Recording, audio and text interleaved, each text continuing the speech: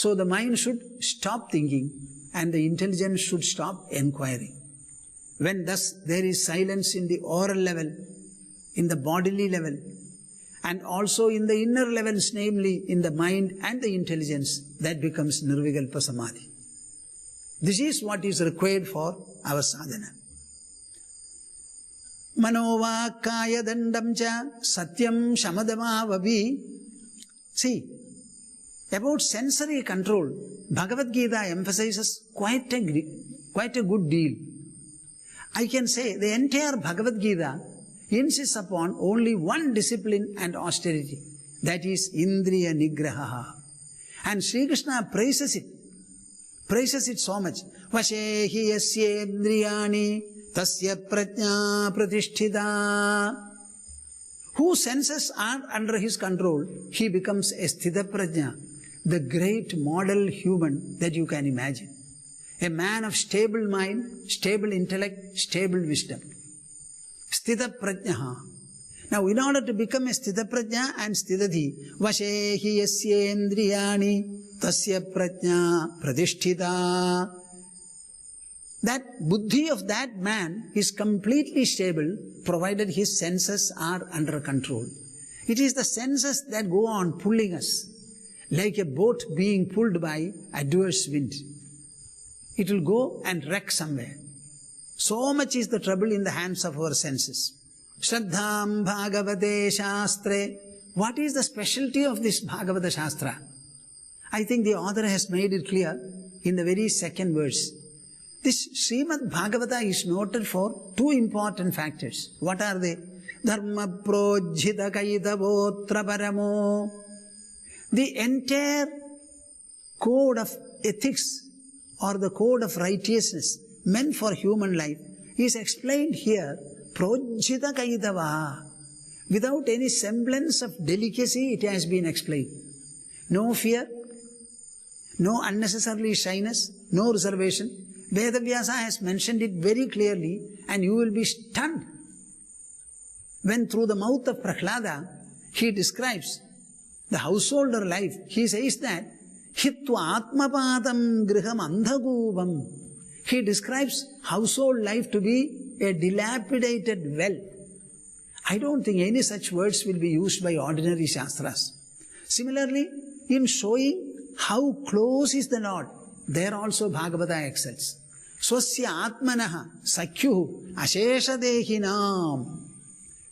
God is nobody other than your own self, and He is a friend of all creatures.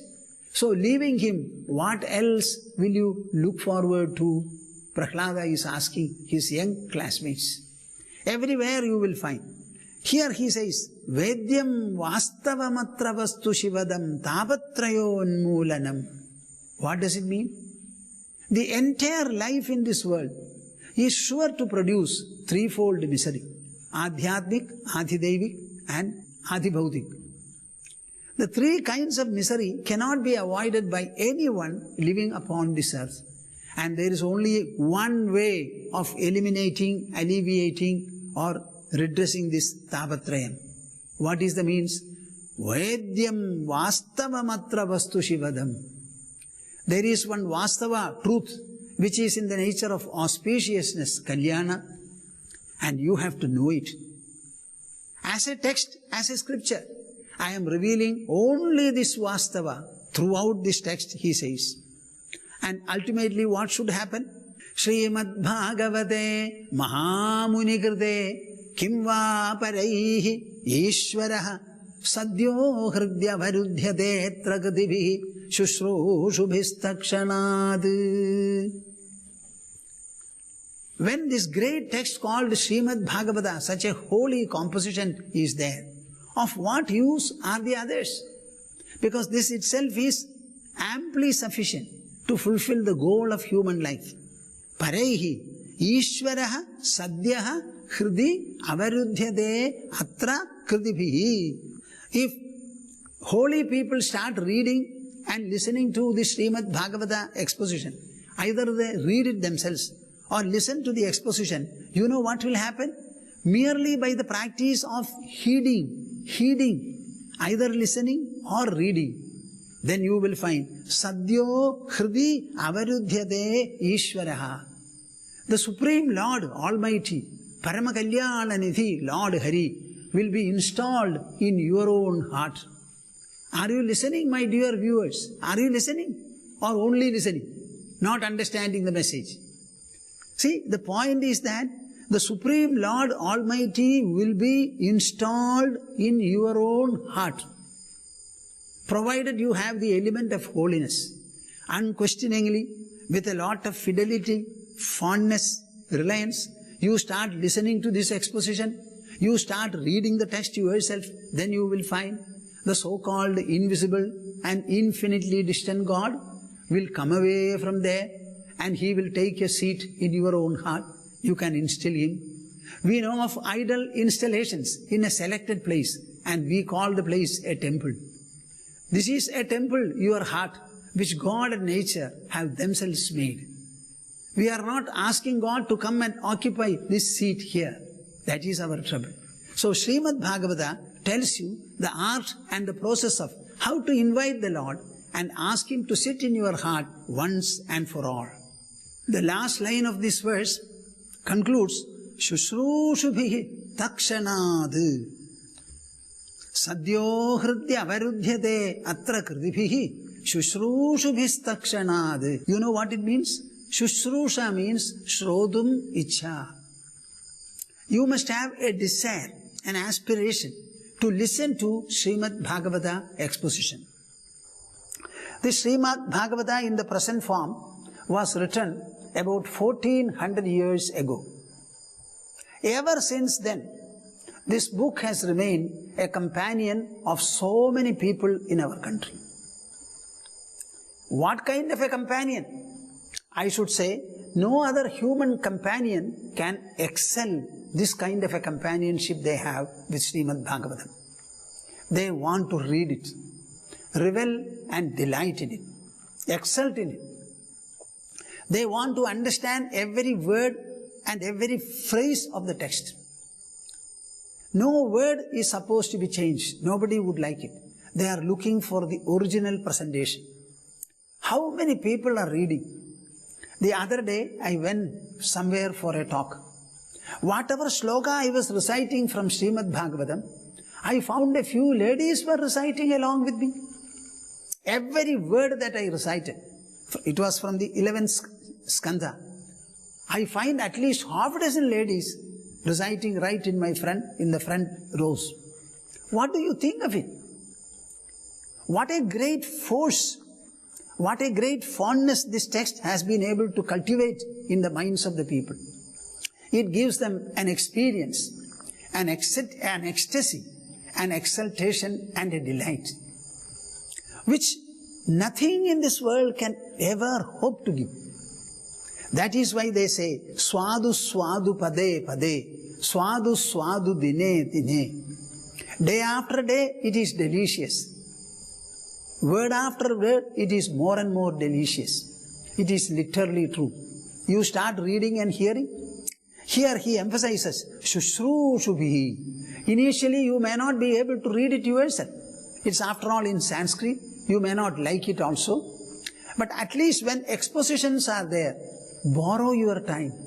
I would say borrow ears also and then go on listening to the recitation. If you have a faithful, a loyal and a fond listening culture, that itself will be able to purify your mind, sublimate your inner personality, devotionalize everything, and you will be able to install the Supreme Lord in your heart. That is the time you are anointed with immortality, imperishability. When we were born, we were anointed with a body, and the body is mortal. So we continue to remain as mortal. To reverse the whole plight, realize the immortal self, the immortal Lord in your own heart.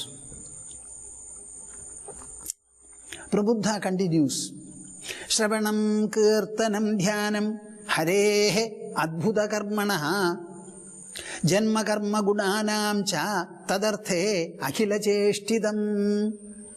Have you ever thought about these matters? Maximum all of you have got the habit of once in a way going to a temple, standing in front of the idol, maybe closing your palms. This is what you do. Very good. At least this much you are doing. But God expects you to be doing much more than this. After all, you like education. You like to send your children to the best of schools, paying great fees. Whenever people in our own villages, there is government hospital, medical college here. But many people, even poor people, they prefer to admit their own patients from their own homes to private hospitals. That means we want good education, good treatment, good everything. The same should apply to your bhakti practice also. Are you educated about what is a devotion, what is devotion, who is a devotee, and what are the devotional elements which are to be definitely present in a human being to become a devotee? So these are enlistments which are necessary. Shravanam kirtanam dhyanam harehe adbhuta karmanaha. What does it mean? Adbhuta karmanaha harehe shravanam kirtanam dhyanam janma karma gudanam cha. You will find Srimad Bhagavata is describing Lord Hari, Lord Mahavishnu and all his excellences and exploits. In various incarnations, so to say, Lord Hari has done many things to accomplish the particular objective of the time. That is why we call him as Dashavatara. First time he was born as fish in order to elevate and preserve the Vedas. Everything was getting sunk in water. He wanted to elevate it. Only a water animal or a water creature can do it. Similarly, he became the tortoise. Like that, one after the other. Then he also became human beings. Parashurama, Balarama, Krishna, etc. All these he became. So, Adbhuta Karmanaha Harehe. So, he has displayed a number of excellences and exploits. A number of adventures will be there. A very great and excellent activity will be there. Heroism is displayed, valor is displayed. Many things are displayed by him. So when you start reading it, you will find a lot of enthusiasm. After all, though we are reading the life history of godly incarnations, all those are qualities which are relevant to the human mind. So when you listen to heroic acts of a person, that heroism as an emotion starts welling up in your mind. Do you have anybody in your family whose excellences and exploits can be sung and remembered by you? If you have a grandfather or grandfather's father or a grandmother's mother whose life history is available before you, and reading it you can have the same emotional flair, I have no objection. But unfortunately we don't have. That is why our people chose to write about God. And all that they have written is relevant to the human mind and human intelligence, their qualities and excellences. What you are reading is God's exploits and excellences, but what you are deriving is excellences and exploits of the human mind itself. This is the beauty of it. So, Adbhuta Karmanaha Harehe, of Lord Hari, who had Adbhuta Karmanaha, stunning and wonder-generating activities in his life. Shravanam Kirtanam Dhyanam. It begins with listening. Initially you listen to somebody else's narration, somebody else's enunciation. Thereafter, the idea gets imprinted in you. You also find Lord Hari, Hare, Krishna, Mukunda, Murare, Hare, Hare. You start chanting it yourself, reciting it yourself. After some time you will find, close your eyes and start remembering. Always you cannot chant or recite, you cannot listen to also. So step by step, Shravana, hearing, Kirtana, reciting yourself, Dhyana, employing your mind on the contemplation of Lord Hari's exploits and excellences. Janma karma gunanam cha, Janma karma gunanam cha. the birth of Lord Hari or birth of Mahavishnu in any type of incarnation, karma, the different types of activities he has performed, gunanam, the qualities he had, tadarthe akhila cheshtidam. Tadarthe. You are normally living for whose sake? I would like you to tell me. You are a member of your house, maybe the father or the mother. Please tell me, for whose sake are you living? When you get married, you have every opportunity to say, I am living for my wife. Or the wife will say, I am living for the husband. When the children are born, you have a better opportunity to say, after all, I have 2 children, I am living for them. Whether you say your wife or your children, they are after all your. They are related to you. Will you ever say, I am living for the purpose of the neighbor's children? You will never say that. So we are all living a selfish life. And the items of interest in your life are all related to yourself, nothing else. Nothing else. Now, a thorough change should be brought about. Tadarthe akhila cheshtidam. Akhila cheshtidam tadarthe. What does it mean? All your activities and pursuits and achievements should be completely resigned and dedicated to the Supreme Lord Hari, who is no other than your own inmost self. The one you denote by the term I. Are you able to do it? Then don't call yourself a devotee. Never say that. If you are a devotee, you should learn to dedicate all your actions towards the Lord. If you are going to marry, marriage is for His sake. Children are for His sake. Constructing a building for His sake. Employment for His sake. Akhila karma cheshti, akhila cheshtidam. Whatever cheshta, activity you perform, everything should be for the sake of the Lord. This is where every day in our ashram, in the morning prayers, we have a beautiful sloka. Lokesha chaitanyamaya deva Shrikanta Vishnu bhavadajnayaiva Pradasamuthaya tava priyartham samsarayatram anuvartayishye. Can you develop this attitude? What is the method of doing it? I can only impart this attitude to you through articulation. Maybe I have some gesticulations also to drive home the idea. Because my talk has to be audio-visual.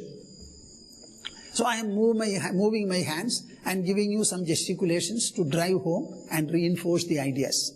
Lokesha, Chaitanyamaya, Adideva. These are all words addressed to describing the Supreme Lord. Oh, Lokesha. Oh, the Lord of the entire world. Chaitanyamaya. Oh Lord, who is in the nature of consciousness, sentience, consciousness, sentience. Adideva, the primary God, Adideva. Of all the Devas, you are the first and the foremost. Sri Kanta, you are the consort of the Lord of Sri Mahalakshmi. Hey Vishnu, present everywhere. Bhavadajnayaiva, only by virtue of your command, order and motivation.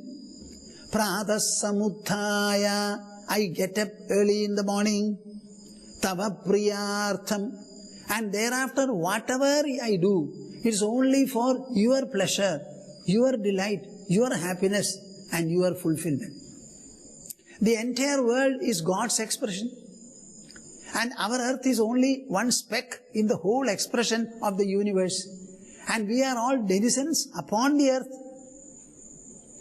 So if the entire universe is God's display, what about the beings upon the earth? They are also God's equal display. I am one amongst the millions and trillions of them.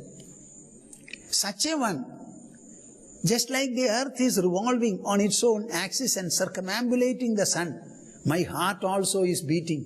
My lungs also are bellowing. These are not arrangements made by me. Everything is taking place because of your command, your propulsion, your impulsion, your motivation. So early in the morning if I wake up, one day if I don't wake up, there are instances now where they say somebody had a heart attack in sleep.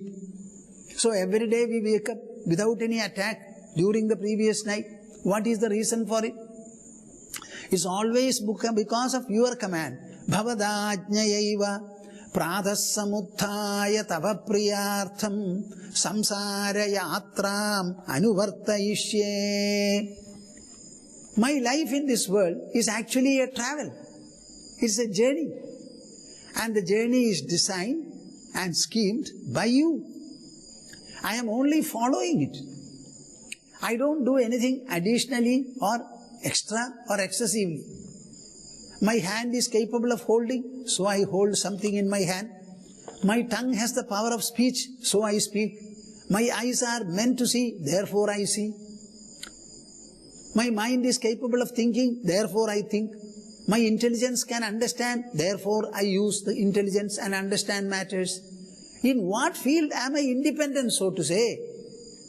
I am using my own legs, the legs provided by you, and with them I walk. So whatever I do with my body, with my tongue, with my mind, with my intelligence, with my ego, all of them are designed and propelled by you, by you, by you. And the supreme purpose is yours. Command is yours, persuasion is yours, intention is yours. I am only following it. And what is the supreme purpose? It's only to please you and not to please myself or anybody else. See, a beautiful resignation. Can you learn this verse and make it your culture? Make it your standard and style? Lokesha chaitanyamaya deva Shrikanta Vishnu bhavadajnayaiva pradhasamuthaya tava priyartham samsarayatram anuvartayishye. See, you are told that your whole life is a journey. It is designed by the Supreme Lord. It is designed by the Supreme Lord. I am only following it. It is just like a train meant for travel from Cochin to Delhi, Kochi to Delhi. I buy a ticket, get into it. The train runs by itself. I have nothing to do. When I go there in Delhi, I get down after the train stops. It is something like that. Let us be very clear about it. Is it possible to live in this manner if you ask? Srimad Bhagavatam has very good example. What is the example that they provide? The women in the Vraja settlement in Vrindavana. They were not educated people at all. Very rustic, very rustic. They were practically nomads at the time. But all of them, Sri Krishna happened to be brought there soon after his birth, and he grew there. So all the women started a special fondness for Krishna. After all, Krishna had a very special heredity that you should understand. He was born of Vasudeva and Devaki, and he was brought there. These women who developed an extreme fondness for Krishna, the fondness gradually became devotional, and with Krishna's own different types of exhortation, administration and interaction, every one of them became a lofty devotee. And their life was so much given to Krishna that Srimad Bhagavata, the author, describes it in a beautiful manner. This is also a verse I would like all of you to adorn your own house and conversation. Yadohane vahanane mathanopalepa prankhenkanarbharudito ksanamarjanadau gayanti chainam anurakta shrukantyo dhanya vrajastriya urukrama chittayana. Yadohane avahanane mathanopalepa prankhenkanarbharudito kshana marjanadau. As the women of homes, they had a lot of household responsibilities and duties. You know, their wealth was cows. And cow means it's not one or two, maybe many in a house. and one will be delivering, or one or two will be milch cows, others will be pregnant, some are about to deliver. So always milk used to be their product. They would churn it in the morning, take butter, melt it and keep it in the form of ghee. They will sell buttermilk and also milk. All this was their profession, their livelihood, everything.